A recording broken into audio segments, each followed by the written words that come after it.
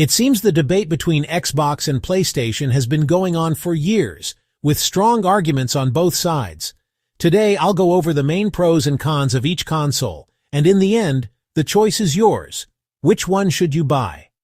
It may be hard to be 100% unbiased, especially since I personally lean more toward Xbox, but I'll do my best to lay things out as fairly as possible. I was lucky enough to grow up with both consoles from previous generations and experienced both firsthand. But remember, just because I don't prefer something doesn't mean you won't like it. So let's ask the big question. Should we buy the PlayStation 5 or the Xbox Series X? Welcome back, everyone. I'm Jared Bronstein, your host for today's episode of Life's Biggest Questions. And if it isn't obvious by now, I'm Team Xbox. That being said, I do have a genuine appreciation for PlayStation, especially since most of my friends, colleagues, and even followers are loyal PlayStation fans. As always, make sure to stick around until the end so we can go over some comments and hear your thoughts. And don't forget to let us know in the comments below.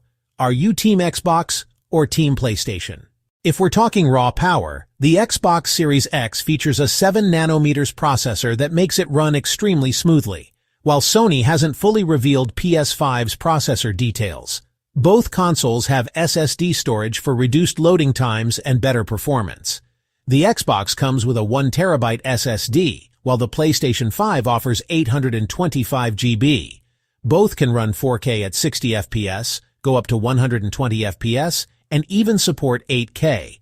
But honestly, for the average gamer, those numbers don't always matter much. Most players won't notice a huge difference, and a lot of the marketing around 8K is more about hype than everyday gaming reality. The Xbox has often been compared to a mini fridge, while the PlayStation 5 looks like a mix between a Wii and Batman's gear.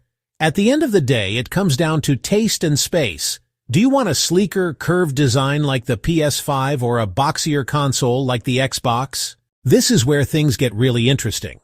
PlayStation 5 has major exclusives like Spider-Man, Miles Morales, Ratchet & Clank, Rift Apart, Horizon Forbidden West, and Gran Turismo 7.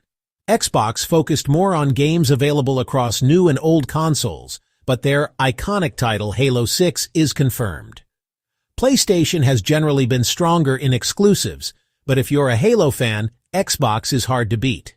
Xbox Series X lets you play thousands of games from Xbox One, Xbox 360, and even some from the original Xbox, all in improved quality.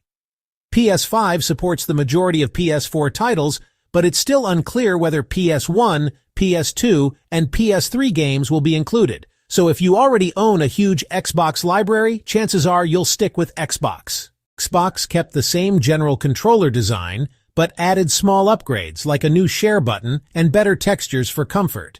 PlayStation went all out with a brand new controller, DualSense, haptic feedback for advanced vibration, adaptive triggers for realistic resistance, built-in microphone for chatting without a headset, USB-C for faster charging.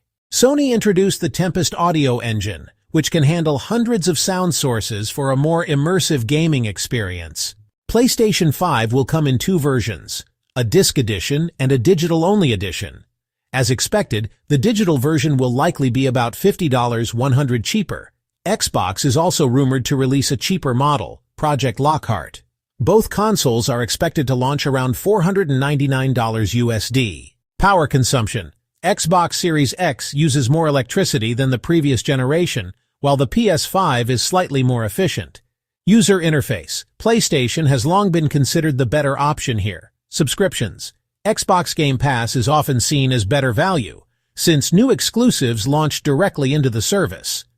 PlayStation Now has more total games, but Xbox seems to deliver more practical value.